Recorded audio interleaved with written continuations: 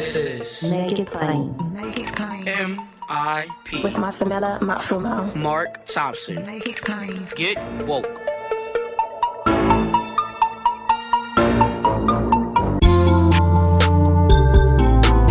God bless you. Get woke. Folks, MIP is now COVID-free, meaning free to all subscribers as we navigate this pandemic. We're thinking about everyone, and we've got to get through this together. So for a limited time, no fee to subscribe to Make It Plain on your favorite podcast app.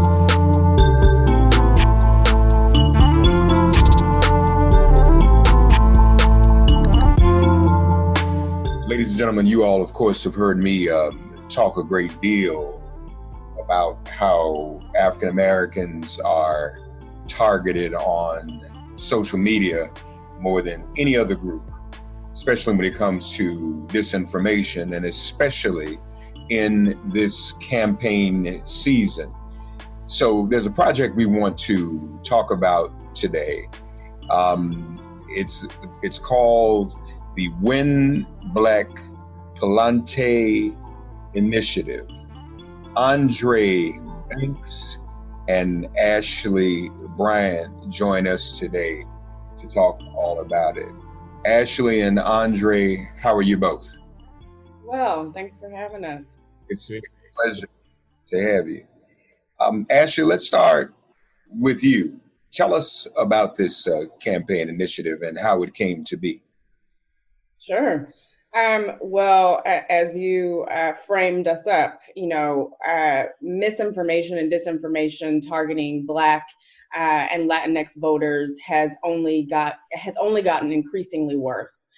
Coming out of the 2016 election, what we saw was a massive operation by foreign agents trying to misinform, mislead, and ultimately discourage Black voters from showing up to the polls. And so coming out of 2016 and beyond, we have started a rapid content operation called Win Black Palante, which is essentially a campaign to counter the misinformation and disinformation attacks that we're seeing currently targeting Black and Latinx voters, and helping to really craft the narrative from now until Election Day, but also uplifting education for voters to make sure that we are showing up on November 3rd.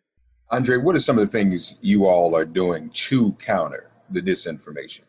Yeah, quite a few things. The first is, listening and learning to see where our folks are actually being targeted. So that means, we wake up every day and we pull together a group that looks at the latest research breaking to understand what people are saying, where people are trying to drive the conversation among Black and Latinx folks. And so the first piece of it is just understanding where misinformation is happening. And the second thing that we're doing is we make stuff every day. So instead of just trying to push back against what's not true, we try to make new content that helps people know the facts about voting by mail, about how they can get registered, when election day is, where they need to go, where they need to be. And then we work with these partners all around the country to make sure that, not just hundreds or thousands, but millions of Black and Latinx folks get that good information. So we know what happened in 2016, Ashley, but we've got some indication, not probably as many details as we like to have, from the current Senate Intelligence Committee this year in 2020, that Russia is up to some of the same stuff. Do you all have any more information from the Senate Intelligence Committee's queries than the rest of us do? Is anything you can share? Is the targeting in 2020 of African Americans worse than the targeting in 2016? Yeah, maybe I'll jump in and say, one thing about the Senate panel was that they only tracked this after the fact, which wasn't very helpful. So they only, in January, February 2017, they were going back and figuring out what happened, but then it had already happened to us. And so now what we're seeing is not exactly the same kinds of attacks, but actually an evolution of the attack. So actually the people who before were making Facebook groups, impersonating Black people, make a Facebook group called Blacktivists run by Russian agents, trying to like lure Black people in, starting these conversations, and then, you know, trying to talk us out of participating in the process, political process. Now what you see is more elevated tactics where they're even trickier in some cases, really trying to put out content that's harder for the platforms to identify, harder to get shut down. So that's why we sort of created this project that is really looking every day and looking kind of in the corners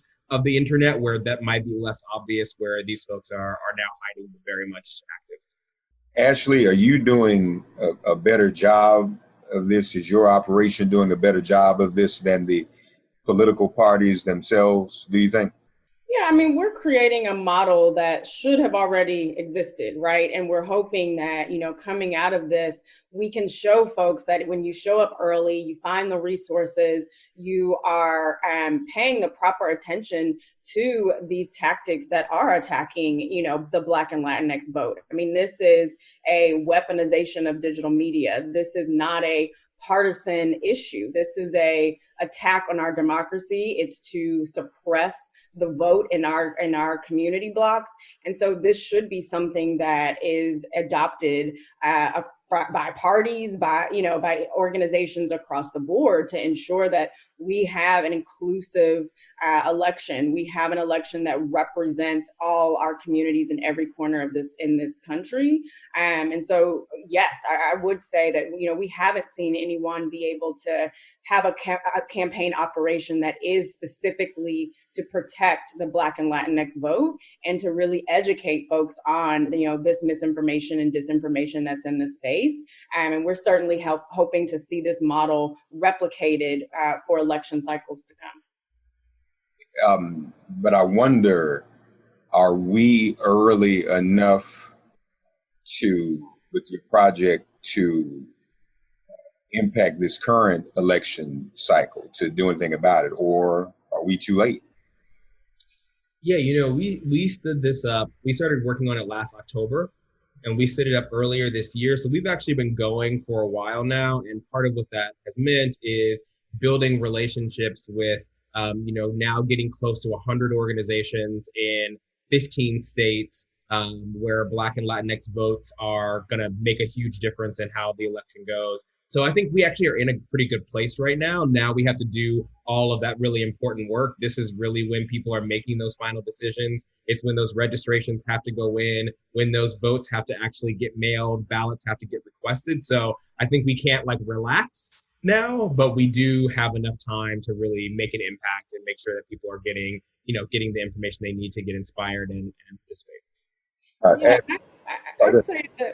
just say, the sweet spot is it's not just us. We built a model that brings in, to Andre's point, grassroots organizers across the country. And so we're also tapping into the communities that they've already built, both online and on the ground. And so, with this being a partnership between our campaign, but also these organizations that have been doing the work on the ground for years, that gives us a greater advantage. You mentioned, and I agree, it's not at least it shouldn't be a partisan issue, but aren't the attacks largely and the targeting largely of a one-sided partisan nature, or am I wrong about that?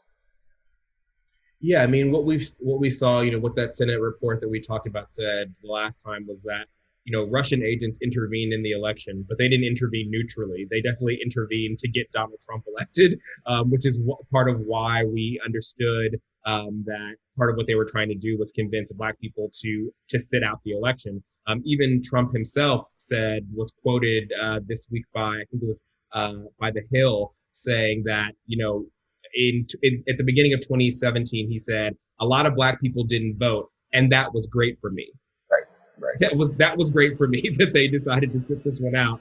So, while our work isn't partisan, while we're not doing it to get anyone elected, we do know that partisan actors do rely on blocking us from participating, as they have since we've had the right to vote. This is just an extension of that same story. And so we while we're not partisan ourselves, we do know those partisan actors are for sure making this worse. So, Ashley, one of the things I've been talking to colleagues about. I was just on a call the other night, and I was one of the 100 black men who sent the letter to the Biden campaign, calling out some of the misogynoir toward Senator Kamala Harris. We are seeing even more of that online. From what we can glean, targeting Black men in particular. And I wonder if what I'm about to subscribe falls into what you all would agree is the category of targeting and disinformation. And a disproportionate amount of posts coming from who's nowhere, questioning her citizenship, Senator Harris's citizenship, exaggerating her record as a prosecutor, with almost little or no count information of facts. Basically calling her a hoe too. Now the word in January 2019 was bedwench, and it evolved into hoe and some other things. And I've noticed it have an impact on Black men and Black millennial and Gen Z women and men, which has been just shocking to me. Is this an example, do you think, of some of the targeting that is going on? Absolutely. I mean, and quite frankly, we were prepared for this. It's not a surprise, unfortunately, right? But what you have described it's disinformation. It is a coordinated, a sophisticated attack that we see, especially on Black women leaders across the board. And I think your targeting question around targeting Black men is spot on. This is another, as Andre said, an evolution, right, of these tactics. These are coming from impersonating our voice, our tone, making Black men think that another Black man activist is giving them this misinformation around Senator Harris, around Biden's policies. And that is the type of sophistication that we are working up against, right? And they are strategically targeting Black men with messages like this. They're strategically targeting younger voters as well, and using, this racist, sexist, misogynistic, tropes essentially to divide and misinform folks on, the facts. Right. And so those are things, we've been working pretty hard over the last couple of weeks to uplift, Kamala's record, uplift the accomplishments and the actual issues that she is supporting that are advantageous for the Black community, especially. And so that, this is something that we're not going to see go away, but we are holding folks accountable, even, media. We are holding people accountable to how they talk about this candidacy, how they talk about her work, and respecting her place as a leader, as a senator, and as a Black woman. Yeah. And one thing I forgot to mention, the interracial marriage question. And now that has, it's interesting to me, I'm Black. We all of us on here Black. I've not seen in the past few years as much debate about interracial marriage as I'm seeing all of a sudden when she's running. Right. And I'm thinking, well, am I crazy? When did I miss talk? Because I'm as Black as everybody, talk to Black folk every day. She got elected 4 or 5 times to high office in California. Not a single public demonstration against her record. Now, all of a sudden, she, like Hillary Clinton, is responsible for the crime bill, even though neither one of them voted for it. And it's interesting, when you look at these accounts, Andre, you just scroll, and I tell people this all the time. When you see accounts doing this, and just go through the timeline, just glance through it, and there's nary a criticism of either Donald Trump or any other white male politician, like Sanders and Biden, who both voted for the crime bill.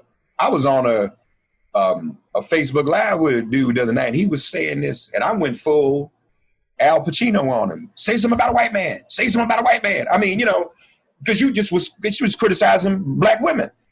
It's like these. So I guess what I'd like to know is, Andre, is it kind of a social media tree? So all you need is a couple of illegitimate accounts to go viral, and then the naive kind of pick up the narrative, don't they? Is that the way it works?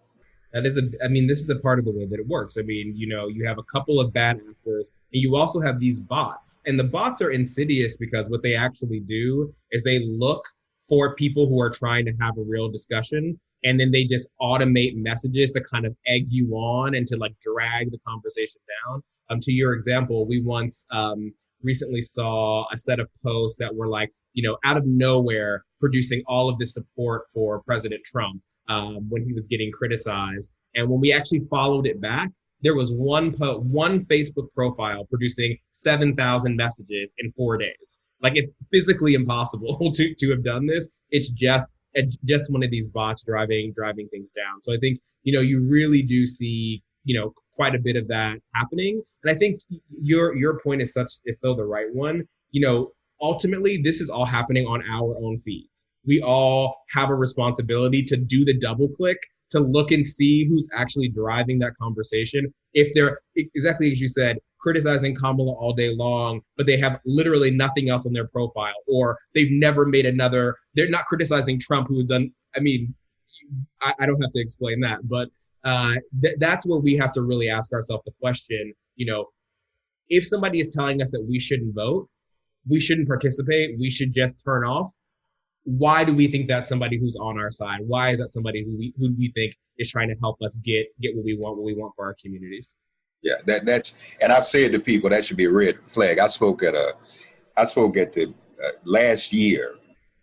I spoke at the Peoria NAACP Freedom Fund banquet. And, when you're speaking at a banquet and people eating, you can hear the plates and dishes, tinkling in the background. But then I started talking about it, and this was an older crowd, so they mostly look at Facebook. And I was walking them through things they might see on their timeline. And I said, if anybody on your timeline is talking about not voting, that's when we're targeted for disinformation. For the rest of the time I talked, never happened before, you didn't hear a plate or fork or knife move. Because those people could relate to that. They had seen all of this kind of thing in their timeline, and obviously were, wondering about an impact, because it makes you think you're crazy. You see other black folk like, well, these conversations never happened before on my timeline. Ashley, have you all taken a look at ADOS? We have. They're on our radar, obviously, as we go through our research briefs and we're doing this social listening work. So we definitely have, uncovered their messaging, their conspiracy theories and things like that. We're certainly not putting a lot of attention to that, or, because again, one of the biggest tactics is that we always want to educate people, but we don't want to amplify, right, these bad actors. We don't want to amplify any of these narratives, but we are keeping a pulse on, what we see. If things become hot button issues, we do often decide if it is something that we need to dispel publicly in the space, but we certainly don't have a prioritized watch for their work. Yeah, well, no, the only reason I asked, because they've latched on to a particular issue as illegitimately as they can. Those of us who've been involved in the reparations movement for decades, and now they're using. So the latest post I've seen is that if the Democrats don't cut us a check for reparations, we should not vote. I'm like, wait a minute. The Democratic Party is probably going to pass H.R. 40 in the House either before the election or after. But people are being disinformed. No one knows that. And so this is part of what, keeps getting churned out there to confuse people. In fact, the flyer actually said, we've been enslaved 400 years. We can stand 4 more years of Trump. All right. This is what's being put out there. So it all goes together. Andre, can you kind of, if you're at liberty, give us a little tease of kind of what happens behind the scenes when you see some of this activity, and what are the action steps that you take? Sure. Yeah. I mean, there's a couple of things that we do. One, and we're looking for this stuff every day. So a big piece of this is, at the end of the day, those things are always, some version of those things are always going to be showing up on people's feeds. There's going to be somebody with that flyer. There's going to be the thing that tells people not to vote. So we see our big thing is to look at what are the stories that people are being told that are untrue?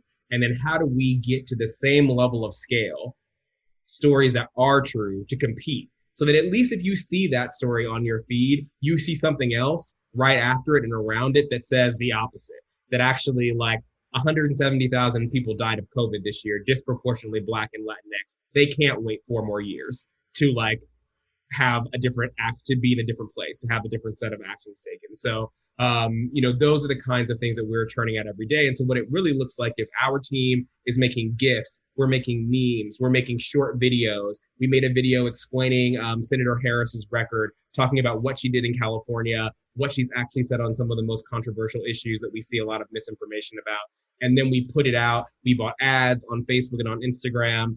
We sent it to our partners in all across these different states around the country. And so we're always every day creating that stuff that can compete on people's feeds that we need to be sharing to make sure that the good information gets out. Ashley, do you think this is having an impact on millennial and Gen Z voters who get most of their information from Instagram and Twitter? Do you all feel that you're having an impact on them? Absolutely. I mean, to your point, they are largely on these platforms. And we've also done, one of the things that is helpful and we like to uplift is that when we're talking to Black and Latinx voters, we're also acknowledging that, we're not monolithic, right? We have to understand, the types of messages, where folks are playing. It's not just a blanket, we're just on social media to be on social media, but we've actually done some research in partnership with Harmony Labs that really dove into Black media consumption and looking at Black audiences online and looking through the segmentation as well. And so to your point, we're having a deeper impact because we've done the research to really understand the individual pieces within our communities so that we're creating content that is going to be resonant with these voices. And we're not just talking to Black folks as a whole because we think we all are interested in the same thing, right? It's more about understanding what are the messages, what are the visuals that are going to move people, and what's going to inspire folks. And so that's really a key piece of our model.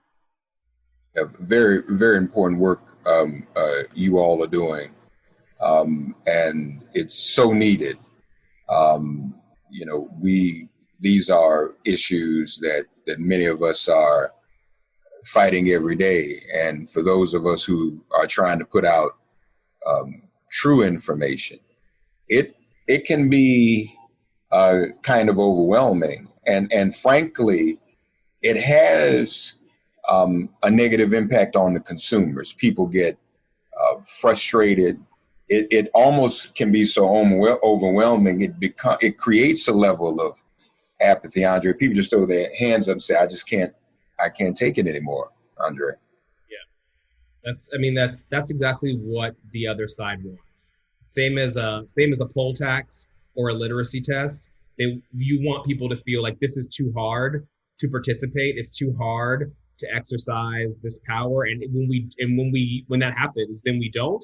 And then we end up in, exactly the situation that we've seen across the time, where we're not represented. We don't get the things that we want from federal legislators or state. And that's what we have to, I think, resist. And one thing we keep coming back to is this really, really simple idea, which is that when we do show up, when we do move together, big things change. Big things. We elect Obama in a landslide. If we actually want to show up, the people who we show up for will win.